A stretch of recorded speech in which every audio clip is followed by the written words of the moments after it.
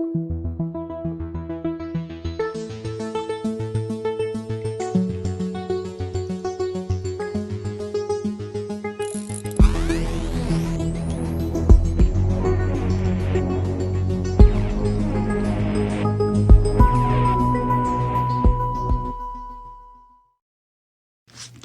I'm talking about Ron Johnson and why his removal from the Senate using the electoral process in Wisconsin is so critical if we're going to try to get beyond some of the poison that these right-wing demons have injected into everything about America right now is corrupted by these bastards. Now, Ron Johnson, being the cowardly little prick that he is, he tried to clean up what he said about the rioters. They never felt threatened, but he would if they would have been colored folk, which is essentially what he was saying. He's tried to clean that up in an interview with the Times. And this racist, neo-fascist pig noted that he's attended, quote, a lot of Trump rallies with thousands of Trump supporters. I think I know them pretty well. I don't know any Trump supporter who would have done what the rioters did. Which, and I mentioned this over the weekend, which is astonishing, is Ron Johnson is willfully blind to what the rest of America saw. People with these filthy Trump banners attacking the Capitol. I mean, you talk about slippery rhetoric from Johnson. He says he personally doesn't know any Trump supporter who would have stormed the Capitol. He actually, as Greg Sargent points out, advances a real claim, and it's that those who committed the violence, which resulted in all the death and injuries, couldn't possibly have been functioning as real Trump supporters and couldn't have been genuinely incited by Trump himself. That is bullshit from top to bottom.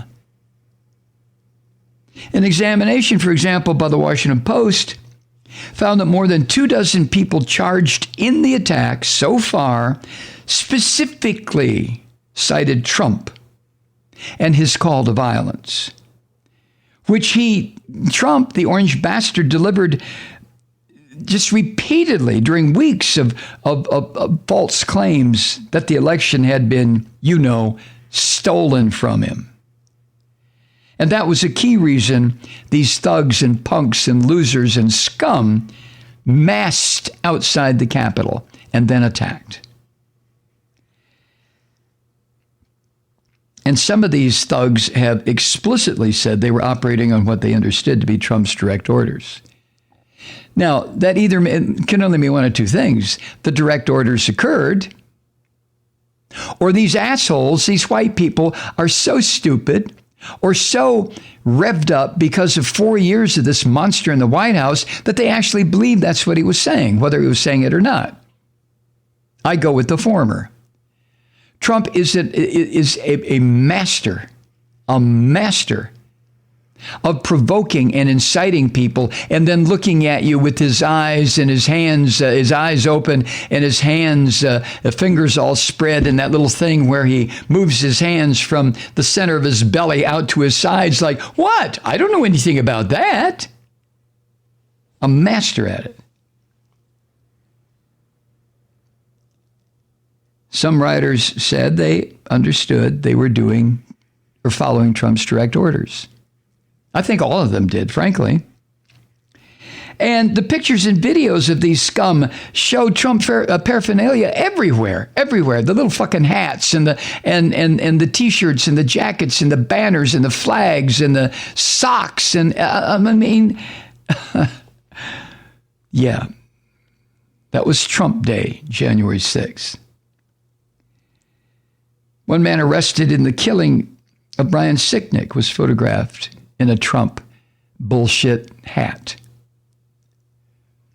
And meanwhile, Ron Johnson has also been defending himself by claiming that Black Lives Matter and Antifa caused extensive deaths and property damage during last year's protests, which is another filthy goddamn lie. Johnson, according to the Washington Post, is torturing the facts beyond recognition, baselessly attributing deaths and damage to those groups and by distorting the data itself. What was the Justice Department report issued, what was it, last week? That categorically said the Black Lives Matter and the Antifa participation in those demonstrations were nothing but that. Demonstrations, peaceful demonstrations demanding justice, fair play, equality under the law. But in Ron Johnson's fevered, destroyed brain, and I have to say, the guy has the complexion of somebody who hits the bottle way, way too often. I've been around enough alcoholics to know that flushed look that Ron Johnson has constantly and those rheumy eyes speaks to me of one thing. He's a goddamn alcoholic. Whether that's true or not is just a matter of my interpretation. I see it. But anyway, all of this, as Greg Sargent points out, leads to a larger point about the need to get this son of a bitch out of the Senate. And here it is. This is how Greg Sargent writes it. In this new media tour, Ron Johnson has become a leading purveyor of two big stories. The first is the endless hyping of Black Lives Matter and Antifa into an organized and terrifyingly monolithic internal terror threat. Oh, Jesus. Well, that means let me digress. That means my daughter, Molly, my 16-year-old daughter, Molly, and I, we are a terrifyingly monolithic internal terror threat because we participated in these demonstrations last summer. My daughter is a terrifyingly monolithic internal terror threat? No, Ron Johnson is.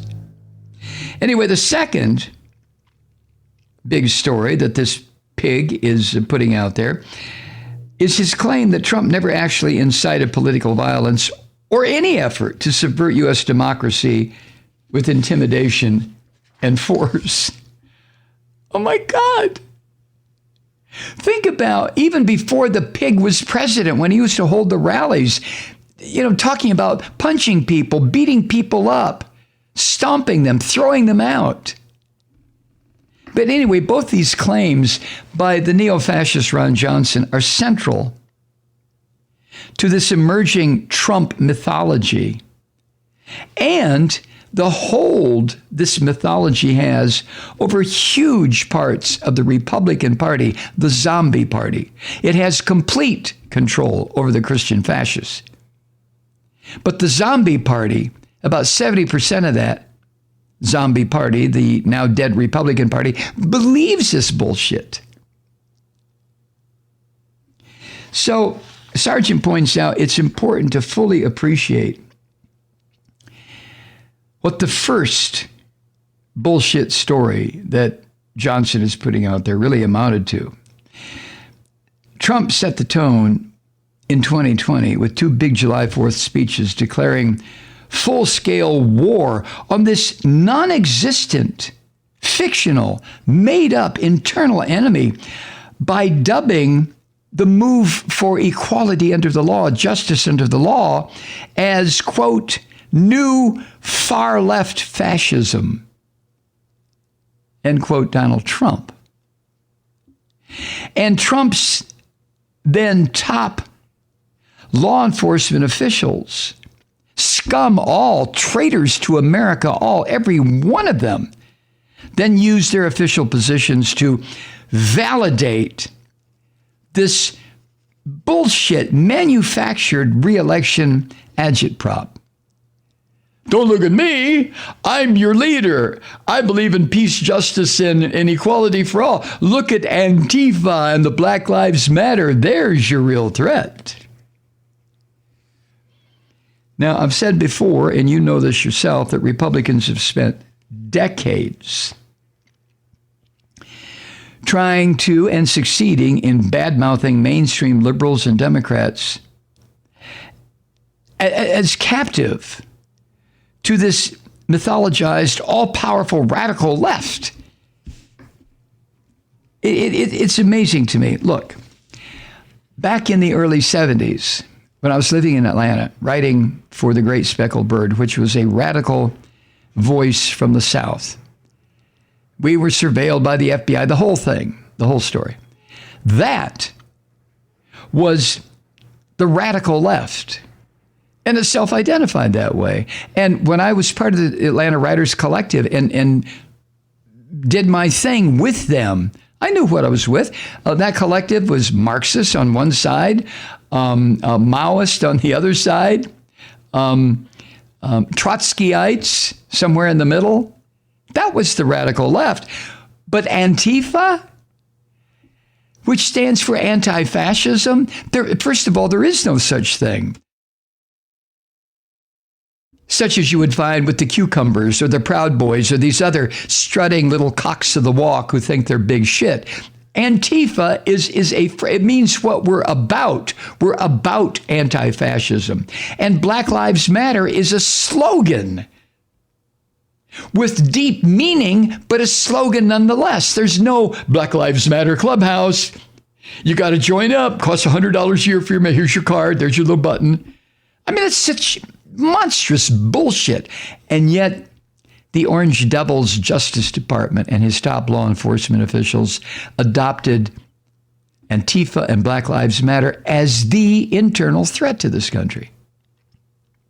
If that's not madness, here it comes again, then madness doesn't exist. But under Trump's directive, under Trump's mouthing of this bullshit over and over and over, this has gotten even more poisonous. And it's assumed central importance in many races, political races, like the recently held Georgia Senate runoffs.